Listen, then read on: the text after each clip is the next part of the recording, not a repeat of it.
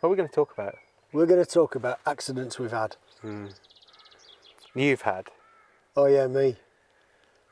Yeah. Funny, but it was an accident. Could have been horrendous.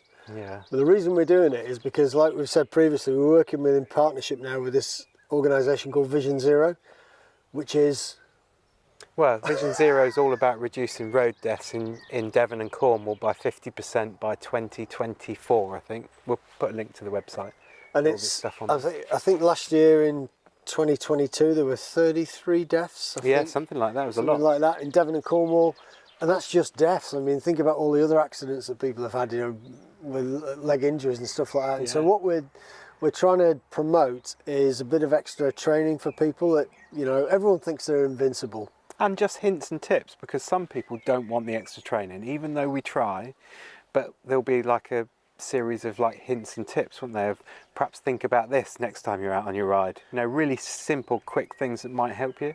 Yeah, and it's about, like, we've been driving for a long time, you know, and people go, oh yeah, well, you begin to think you are invincible. So I'm going to tell you about a little incident that I had. Oh. And I just worked it out. It's 23 years ago now. And what it was, it's funny, because we'll be talking about, hey, I just knocked your bike over there, Toby. Yeah. So, 23 years ago, I've got this, I think it was a Yamaha 660 trail bike. It was my favourite bike, one of my most favourite bikes I've ever had. I loved it. It was Sea Rage, that's how old it was. Wow. Yellow and blue, nice aquamarine blue. It was gorgeous. Yeah. So I'm driving back from Plymouth, and it was on the old A30.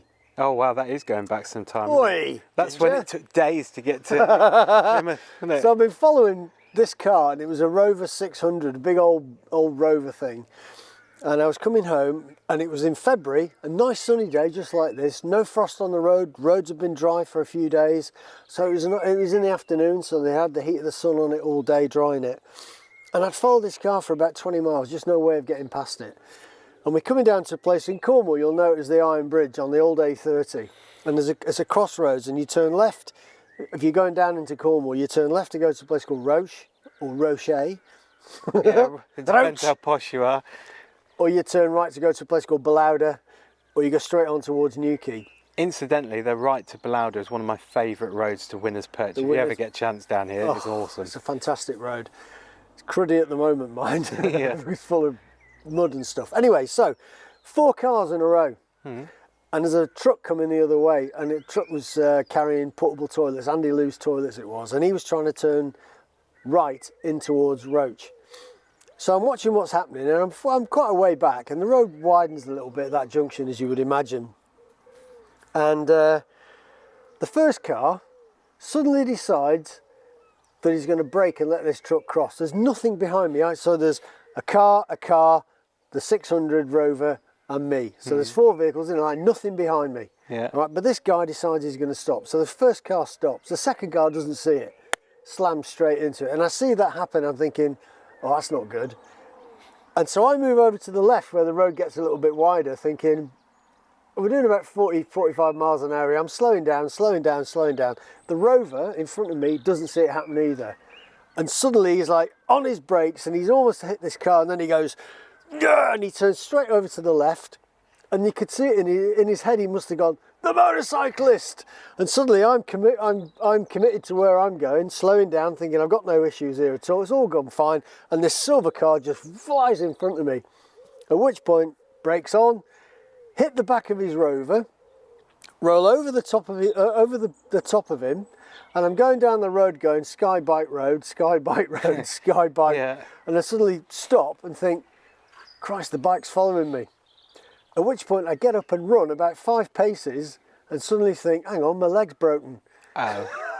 So I lay down on the floor really quickly, and I'm there trying to get all my gear off, and this face appears in my helmet. And this guy goes, it's okay, mate, I'm a first aider. And I'm like, God, he's got a bag of bandages in his car. Have an extra strong mint. He's going to mummify me. I'm going, no, it's all right, mate, I'm a medic, I'm fine. And he disappears. And then this other bloke comes in, and just a face in the visor, and he goes, I'm an ODA from a theatre technician from Derriford Hospital. Oh, And wow. I'm like, well, that's a step up, you know. Yeah. And I'm saying, don't take your helmet off, don't take your helmet. Mate, I didn't bang my helmet, trust me, you know. And he's like that. And he disappears. And then this other face appears. And this guy goes, I'm an off-duty fireman. I was like, thank God. I goes, mate, is my left leg straight below the knee? And he goes, yeah, it is. I went, can you just bring my right one over? And he's doing that, and I'm going, and just support it. And I'm taking my helmet off. He goes, are you all right to take your helmet off? Mate, I didn't bang it. I said, I've got no pain in the chest. I haven't broken, I know my pelvis isn't damaged. If you can squeeze the cheeks of your arse together, that's a pretty good indication. At which point, I can hear a siren. And then suddenly there's an ambulance on site, and these two guys get out, and they're like, all right, mate, you know, and they're all joking and everything, and they pick me up and they put me in the back of the ambulance and they put one of those things on your fingers that goes bing. And then they look at me and they go, how did we do? What do you mean, how did you do? And he goes, with the assessment. What assessment? And he goes, with the assessment on the accident. Fellas, I had an accident, you know. And he goes, what, for real? It transpired that at the time they used to put ambulances on trouble spots, you know, where they're known, and they were being sent to a known trouble spot, the Iron Bridge on the old A30. As they arrive, there's this accident happened, and it coincided with this inspection that was going on within Southwest Ambulance at that particular time. So they go, oh, it's just an act, you know, it's all been put together. Like, fellas, now I fell off the bike. And they go, crap! Suddenly, sirens on, and I'm legging it down to Trelisk Hospital in Truro, at which point I phone my wife, who still thinks I'm at work. My old work used to involve sirens and things.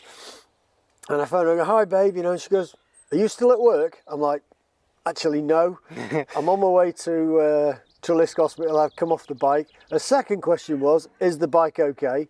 No, the bike is trash, babe. Yeah. And she goes, well, I tell you now, you've got 10 weeks to sort yourself out because I've just paid for a holiday to climb Kilimanjaro. Oops. Oops.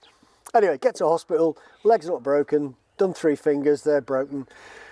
And I'm let out that night. Okay, so the following day, full of sympathy, Cornish Stig. Following day, my wife is horrified because my mate turns up on his speed triple and I'm riding around our little farmhouse area here on his speed triple in a dressing gown with a massive bandage on my left leg. I did do Kilimanjaro. I had to wear a leg brace, but I managed it 10 weeks later, so it was a bit of a painful experience. But what I did do as a result of that was when I started biking again, I realised how important it was to get some extra training, because having analysed that, I realised I could have done things a little bit differently. But the postscript to the story is 2 years later, I'm working in the clay pits in Cornwall. Anyone knows the clay pits, and I'm doing some blasting in there, and I go into one of the crew rooms and I come into the end of this story, and this bloke's telling it, and he goes, yeah, he said, so there I am at Roach, he said, about to turn right, he said, and this motorcyclist, these cars all shunt together, he said, and there's this motorcyclist goes over the roof of one car, and he's rolling down the road, and then he gets up and he runs about 5 paces, and it's like a sniper shot him. And I'm like, that was me. And I didn't break my leg. So, accidents, you have to be has to be a positive side of it. Go and get extra training if you need it, because everyone needs a bit of training. It's good. The police are doing bike safe courses, there's biker down courses, there's ROSPA, which we tutor for, there's the IAM, which we're both members of anyway. I think we're fellows, aren't we?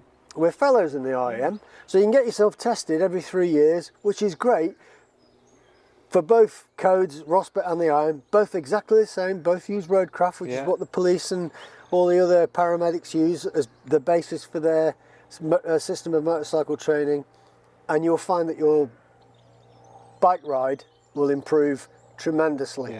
So that's my accident. I survived it. Many people don't. Many people have serious life-changing accident injuries after motorcycles.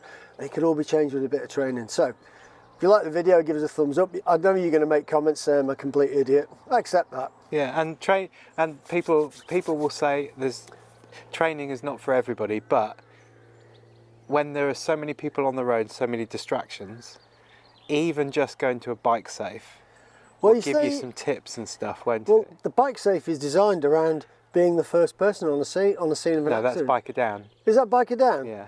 Well, I stand corrected. But This is me. Look, I'm standing here being corrected. But biker down is really, really good. But there will be lots of people out there that say, oh, I don't want to do this extra training. It's all really anal. It actually isn't. It's all about fun. It's not about, oh, you're 2 millimeters this side of this road and that was really bad, we're going to mark you down. It's really not. It's about staying safe and about learning to ride and look far ahead. So you use that gut feeling as well as all the other tools that are taught to you and that you work through. So what we're trying to see what's going on and make your plan. What we're trying to do is limit the amount of flower displays you have just around the corners on bends. Yeah. You know, and if somebody's lost it and all that stuff. And now I saw a guy on the M5 yesterday driving down.